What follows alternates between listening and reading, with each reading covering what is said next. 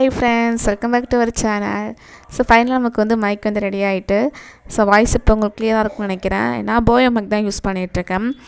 But battery கிடைக்கவே மாட்டுது எனக்கு. அதனால் ஆன்லைனில் ஆர்டர் பண்ணி இப்போ தான் எனக்கு வந்துச்சு. ஸோ நம்ம எங்கே போயிட்டுருக்கோன்னா, நான் வந்து ஆல்ரெடி சொல்லியிருப்பேன் எஸ்ஆர்பி எக்ஸாம் 24 அன்றைக்கி. ஸோ அதான் எக்ஸாமுக்கு போயிட்டுருக்கேன். ஸோ எனக்கு எங்கே போட்டிருக்காங்கன்னா கடையாரில் தான் போட்டிருக்காங்க. 50 வேக்கன்சி நிறைய பேர் வந்து எழுதுவாங்க, கம்மியாக தான் எழுதுவாங்கன்னு பார்த்தா நிறைய பேர் எழுதியிருக்காங்க. ஸோ இது 4-5 சென்டர் வேறு போட்டு வச்சுருந்தாங்க. ஸோ ட்ரெயின்லேயே ஒரு சிஸ்டர் வந்து வேளச்சேரியில் எழுத போகிறேன் அப்படின்னு சொல்லிட்டு இருந்தாங்க. குருநாத் காலேஜ் அந்த காலேஜில் போட்டாங்க. எனக்கு அடையாளம் போட்டுருந்தாங்க. எங்கன்னா பாட்டிஷன் காலேஜ் கவர்மெண்ட் காலேஜ் தான், ஆனால் ப்ரைவேட் காலேஜ் மாதிரியே இருந்துச்சு. சூப்பராக நீட்டாக நல்லா இருந்துச்சு காலேஜ்.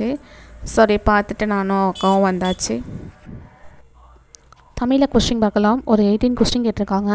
ஸோ இதில் வந்து எஸ்ஆர்பியில் இப்போ நடந்த 24ஆம் தேதி நடந்த எக்ஸாமில் ஒரு 18 கொஸ்டின் கொடுத்துருக்காங்க. பன்னாட்டு தந்த பாண்டியன் மாதன் வரைந்து தொகுப்பித்த நூல் எது? இதை இப்படி படிக்காமல் அப்படி படித்து பாருங்களேன். நற்றினை தொகுப்பித்தவர் யாருன்னு கேட்டால் பன்னாட்டு தந்த பாண்டியன் மாறன் வழி, அது இப்போ டக்குன்னு வரும். அந்த மாதிரி தான் வந்துச்சு. ஸோ நற்றினை. அப்புறம் நெடுநெல் வாடை, இந்த நூலின் பாவகை என்னென்னா ஆசிரியப்பா, நேரிசை ஆசிரியப்பான்னு வரும். ஸோ ஆசிரியப்பா.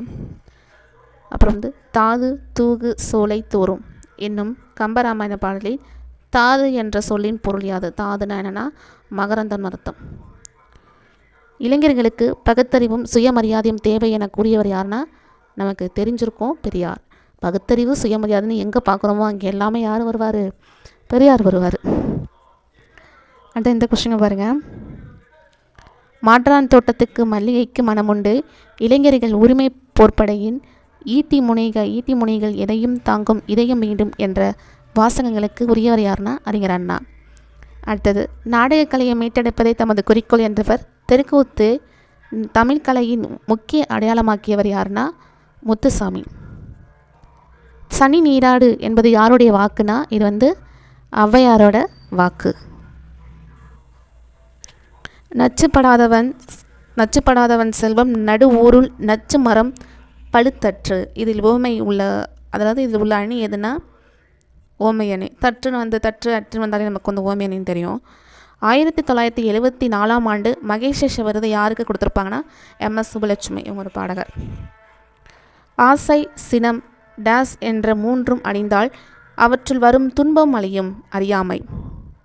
ஆசைனா கமம் சினம் அதெல்லாமே வந்து சேர்ந்த அறியாமைன்னு வரும். அளவில் சிறுகதையை விட நீளமாகவும் புதினத்தை விட சிறியதாகவும் இருக்கும் கதை என்ன கதைனா குறுநாவல்.